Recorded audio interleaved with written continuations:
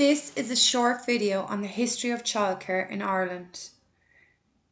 In Ireland, childcare didn't really exist until the early 1980s or 1990s. This was largely because the majority of women did not work outside the home, and even if they did, childcare was provided by families and friends.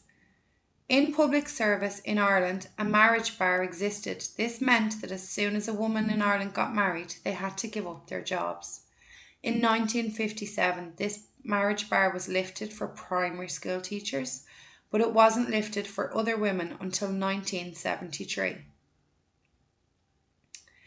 In this video, I will speak about the early childhood education and care sector, or as we know it, the ECEC. This sector was unregulated until 1997. Until 2006, when preschool regulations came into effect and it was known that preschool was important to a child's development, in order to work in a childcare setting, no degree was needed. The only thing an adult needed to be was working in the sector or with preschool or younger children was to be competent. This led to the overall view that working in childcare was not a desirable career choice. It also led to severe underfunding. In 1969, the government opened a state-run preschool in Rutland Street. There were 40 of these schools set up nationally, and we know them now as Early Start. They were set up to combat the effects of socio-economic disadvantage on educational achievement. In 1992, Ireland ratified the United Nations Convention on the Rights of the Child.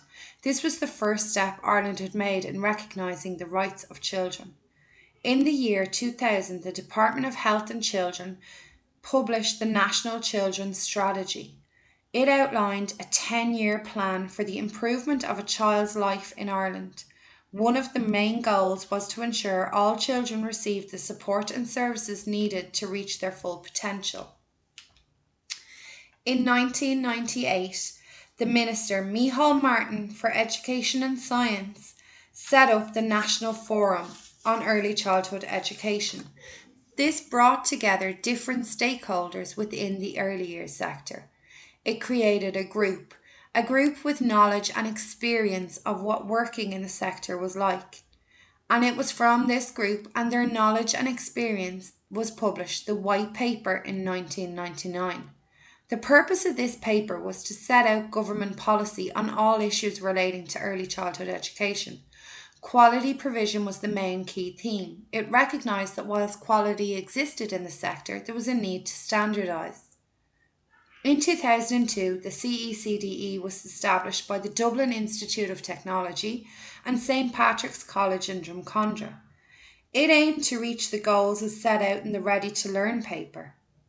In 2008, the CECDE was disbanded because the government felt it had already met what it had set out to do. The Childcare Preschool Regulations from 2006 document laid out all statutory bases for early childhood education. These requirements must be met by all organisations and individuals that provide childcare for all individuals. These are enforced by the HSE inspectors. Childcare was published in 2006. It is the national quality framework for early childhood education and was developed by the CEDCE. This is important because it was the first time it included primary schools within its findings. It is now understood that all children between 0 and 6 require a developmental-based curriculum rather than a subject-based curriculum, whether in preschool or primary. The Early Years Educational Policy Unit is now based in the Department of Education and Skills. Until 2009, the curriculum for preschools was undefined, unregulated and undirected. Asher sought to change this. A review held by the OECD in 2004 found education for infant classes was too formal and directive. The aim of Asher was the whole child to be creative in their thinking and learning, to learn during play, to use their imagination and to become what we know as active learners. In 2010, the Department of Children and Youth Affairs introduced the free preschool year in early childhood care. Before then, only children from certain backgrounds or areas accessed free or subsidised preschool. This scheme recognised the need for preschool for all children. As it stands today, there is no other sector in Ireland that has faced so many radical and governmental and statutory changes. However, for the staff in the sector, little has changed. We are still chasing our counterparts. The expectations and the workload of the staff continues to change, however, government does not reflect this.